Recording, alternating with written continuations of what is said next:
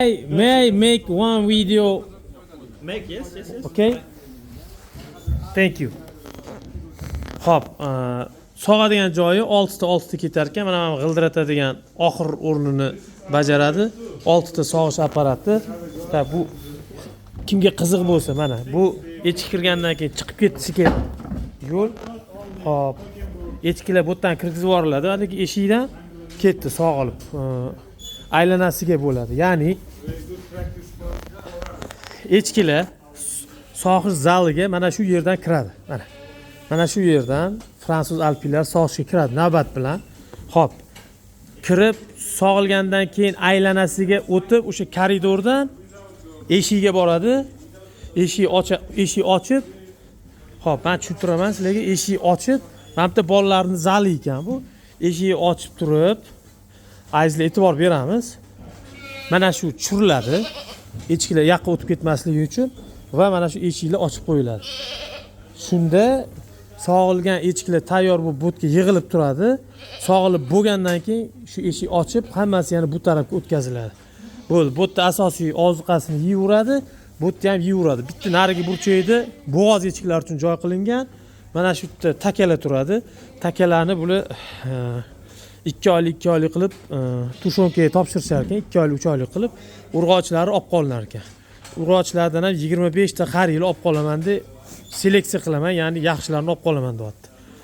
Xo'p, sug'orish o'zimizda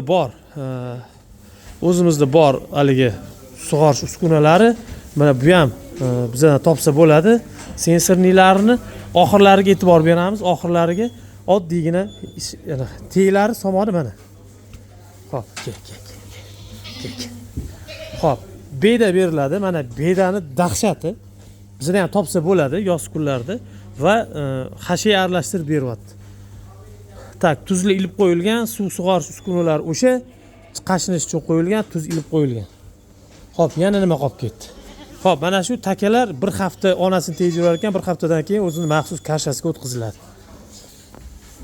Azizlar, ma'lumot uchun 3 minutlik bo'lsa ham manfaatli video bo'lsin degan maqsadda sizlarga tashladim. Mana bular bir haftalik echkilar ekan. Mashalloh.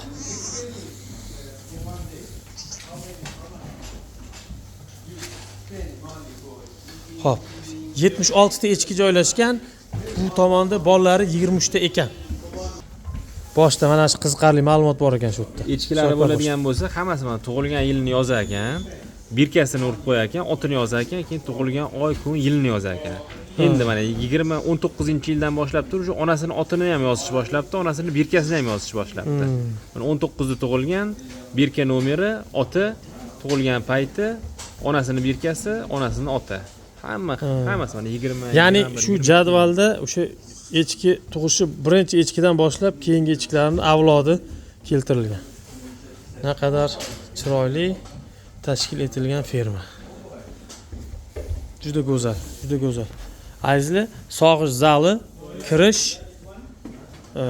umumiy echkilar mana shu yerda 76 ta echki joylashgan va u tomonda. Sog' bo'lasizlar, salomat bo'lasizlar. Bizdan uzoqlashmanglar.